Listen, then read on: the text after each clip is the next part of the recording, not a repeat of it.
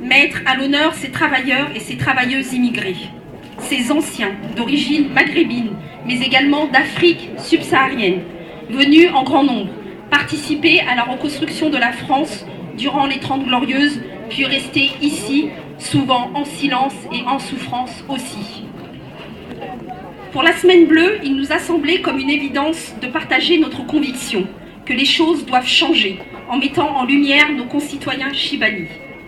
Nous avons conçu la semaine comme un pulse qui permet de reconstituer le parcours de vie des Chibani et Chibanias, de leur donner la parole ou de créer la parole. Nous avons conçu cette semaine avec beaucoup de fierté et tous ceux qui l'ont alimenté pas à pas y ont mis beaucoup de cœur et d'engagement, plus que jamais conscients de notre responsabilité collective à donner, à comprendre et à réfléchir sur un enjeu majeur pour notre société, celui de la dignité des migrants âgés. Nous voudrions remercier chaleureusement les agents de la ville,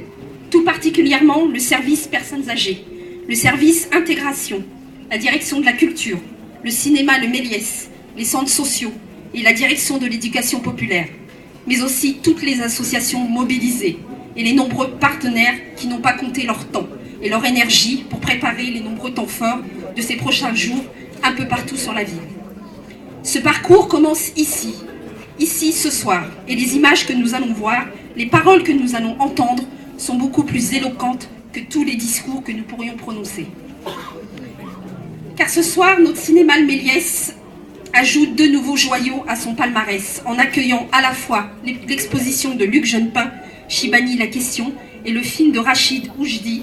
Perdu entre deux rives, les Chibani oubliés, qui sera suivi d'un débat et d'un échange avec la salle, animé par Éric Lafont, directeur scientifique de musée de l'histoire vivante, avec la présence du réalisateur Rachid Oujdi, Antoine Matt, économiste, chercheur de l'Institut de recherche économique et sociale, et les élus. L'exposition belle et noble, Chibani la question, du photographe Luc Jeunepin, qui nous fait l'honneur d'être présent ce soir, est sans doute un des plus belles hommages aux Chibani, une des plus belles façons de saisir ce qu'il y a dans le regard et au-delà du regard de ces femmes et de ces hommes sur lesquels il a fixé son objectif. Des portraits dont on ne ressort pas indemne. Comme l'a si bien écrit Manu Masserti, journaliste, si Chibani la question existe, c'est parce que cette œuvre photographique est d'abord une révolte. Je vous remercie.